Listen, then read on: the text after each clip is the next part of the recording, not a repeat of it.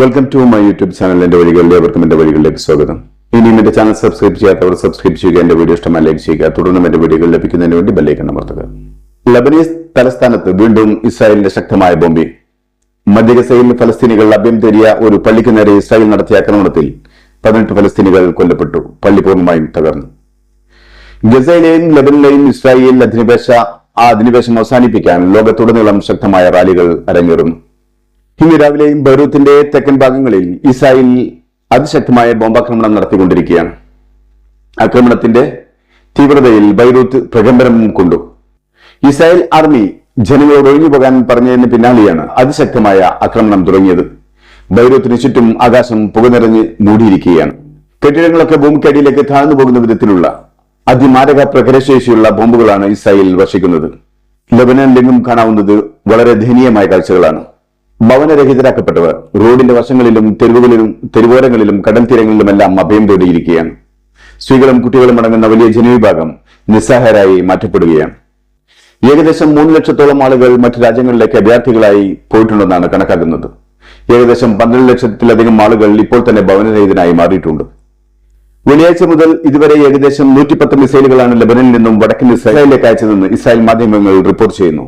ഏകദേശം 25 ആളുകളെങ്കിലും കൊല്ലപ്പെട്ടിരിക്കാമെന്നും ലബനീസ് ആരോഗ്യ മന്ത്രാലയം പറയുന്നുണ്ട്. അതേസമയം നോർത്ത് ഇസ്രായേലിലെ ദർ അൽ അസാദിൽ 3 ഇസ്രായേലികൾക്ക് പരിക്കേറ്റതായും പറയപ്പെടുന്നു. ഇറാനിൽ നിന്നുള്ള മിസൈൽ ആക്രമണത്തിൽ പ്രതികരണവുമായി വീണ്ടും നെതന്യാഹു. കൂടുതൽ മിസൈലുകളും ഇസ്രായേൽ വ്യോമ പ്രതിരോധ സംവിധാനങ്ങൾ തടഞ്ഞുവെങ്കിലും ചിലത് ഇസ്രായേൽ കാര്യമായ നാശനഷ്ടങ്ങൾ വരുത്തിയെന്ന് സമ്മതിക്കുന്നുണ്ട്. ചില മിസൈലുകൾ ഇസ്രായേലിലെ 2 എയർബേസുകൾ തകർക്കുകയും ചില മിസൈലുകൾ ടെലവീവിലെ മൊസാദിന്റെ ഹെഡ്ക്വാർട്ടേഴ്സിന്റെ അടുത്ത് പതിച്ചതായും ഇപ്പോൾ പുറത്തുവരുന്ന റിപ്പോർട്ടുകൾ സമ്മതിക്കുന്നു. ഇറാൻ 2 തവണയായി 100-ലധികം മിസൈലുകളാണ് ഇസ്രായേലിന്റെ മണ്ണിലേക്ക് അയച്ചത്. ചരിത്രത്തിലെ ഏറ്റവും വലിയ ബാലിസ്റ്റിക് മിസൈൽ ആക്രമണം. ലോകത്തിലെ ഒരു രാജ്യത്തിനും അത്തരത്തിലൊരു ആക്രമണത്തിനെതിരെ മുഖം തിരിഞ്ഞു നിൽക്കാനോ സഹിക്കാനോ കഴിയില്ലെന്നാണ് ബെഞ്ചമിൻ നെതന്യാഹു പറയുന്നത്. ഇസ്രായേലിന് തങ്ങളുടെ ജനങ്ങളോട് കടപ്പാടുണ്ട്. സ്വയം പ്രതിരോധിക്കാനും പ്രതികരിക്കാനുമുള്ള അവകാശവുമുണ്ട്. നെതന്യാഹുവിന്റെ വാക്കുകളിൽ ഒരു തീർച്ചപ്പെടുത്തലുണ്ട്. ഇറാനെതിരെയുള്ള ഒരു തിരിച്ചടിയുടെ ആവശ്യകത ഊന്നി പറയുന്നുമുണ്ട്. അതേസമയം ഇസ്രായേലിന് ആയുധം നൽകുന്ന രാജ്യങ്ങൾ അത് നിർത്തണമെന്ന ഫ്രഞ്ച് പ്രസിഡന്റ് ഇമ്മാനുവൽ മക്രോണിന്റെ വാക്കുകൾക്കെതിരെ നെതന്യാഹു പറഞ്ഞത് അദ്ദേഹത്തിന്റെ വാക്കുകളിൽ തങ്ങൾക്ക് ലജ്ജ തോന്നുന്നുവെന്നാണ്. ബെഞ്ചമിൻ നെതന്യാഹു ഇപ്രകാരമാണ് പ്രതികരിച്ചത്. മക്രോണിന്റെ വാക്കുകളിൽ തനിക്ക് ലജ്ജ തോന്നുന്നുവെന്നാണ്. ഏതെങ്കിലും ഒരു രാജ്യം അല്ലെങ്കിൽ ഏതെങ്കിലും യൂറോപ്യൻ രാജ്യം ഇസ്രായേലിനെതിരെ ഒരു ആയുധോപരോധം നിർദ്ദേശിക്കുന്നത് തെറ്റായ കാര്യമാണ്. ഏതെങ്കിലും രാജ്യം സഹായിച്ചാലും ഇല്ലെങ്കിലും ഇസ്രായേൽ ഈ യുദ്ധവുമായി മുന്നോട്ട് പോകും. ഇസ്രായേൽ ഈ യുദ്ധത്തിൽ വിജയം വരിക്കുകയും ചെയ്യും. പശ്ചിമേഷ്യ മുഴുവൻ യുദ്ധത്തിന്റെ തീക്കനൽ കൊരിയിട്ട ഒരു ഏകാധിപതിയുടെ വീണ്ടും വിചാരമില്ലാത്ത വാക്കുകളാണ് ഇസ്രായേൽ പ്രധാനമന്ത്രിയിൽ നിന്നും നാം കേട്ടത്. ഈ ലോകം മുഴുവൻ ചുട്ടു ചാമ്പലാക്കാനുള്ള ശക്തി തങ്ങൾക്കുണ്ടെന്ന അഹങ്കാരമാണ് ആ വാക്കുകളിൽ. അത് ഫ്രഞ്ച് പ്രസിഡന്റിനെതിരെയുള്ള വാക്കുകൾ മാത്രമല്ല, ലോകത്തിൽ ആരൊക്കെ ഇസ്രായേലിനെതിരെ തിരിയുന്നുവോ അവർക്കൊക്കെയുള്ളതാണ്. ഇസ്രായേലിന്റെ ഇറാനെതിരെയുള്ള പ്രത്യാക്രമണം നീണ്ടുപോകുന്നത് ഒക്ടോബർ 7 സമാഗതമാകുന്നതിന് വേണ്ടിയാണെന്നാണ് ചില മാധ്യമങ്ങൾ സൂചിപ്പിക്കുന്നത്. ഒക്ടോബർ 7-നാണ് ഹമാസ് ഇസ്രായേലിനെ മേലുനോവുന്ന വിധം ആക്രമിച്ചത്. അതേ ദിനം തന്നെ ഇറാനെ ആക്രമിക്കാൻ ഇസ്രായേൽ തിരഞ്ഞെടുക്കുമെന്ന് ഇസ്രായേൽ ആഭിമുഖ്യമുള്ള പല മാധ്യമങ്ങളും ചൂണ്ടിക്കാണിക്കുന്നു.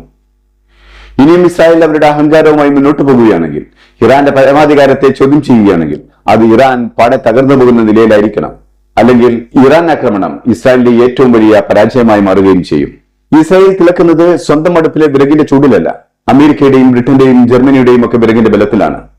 എല്ലായ്പ്പോഴും മറ്റു രാജ്യങ്ങളുടെ ബലത്തിൽ ലോകത്തെ കൈപ്പിടിയിൽ ഒതുക്കാമെന്ന് വ്യാമോഹിക്കുന്നത് മൗഢ്യമായിരിക്കും. ഇസ്രായേൽ ഇപ്പോൾ ഇറാന് മേൽ ആക്രമിക്കാനുള്ള 2 ലക്ഷ്യങ്ങളാണുള്ളത്. 1 ഇറാന്റെ ആണവ നിലയങ്ങൾ, 2 ഇറാന്റെ എണ്ണപ്പാടങ്ങൾ. ഇത് രണ്ടും ആക്രമിക്കാൻ അമേരിക്കയ്ക്ക് പ്രത്യക്ഷത്തിൽ കൂട്ടുനിൽക്കാനാവില്ല.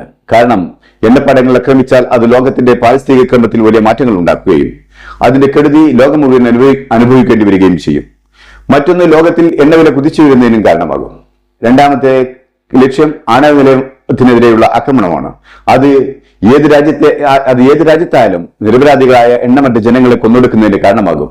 ഈ 2 കാര്യങ്ങൾ സംഭവിച്ചാലും ലോകത്തിലെ 90% രാജ്യങ്ങളുടെയും എതിർപ്പിന് അത് കാരണമായേക്കും. എന്തൊക്കെയായാലും ഇസ്രായേലിന്റെ ഏതൊരു ആക്രമണത്തിന് പിന്നിലും അമേരിക്കയുടെ പരസ്യമായ പിന്തുണയില്ലെങ്കിലും രഹസ്യമായ പിന്തുണ ഉണ്ടായിരിക്കുമെന്നതിൽ ആർക്കും തർക്കമുണ്ടാവുകയില്ല.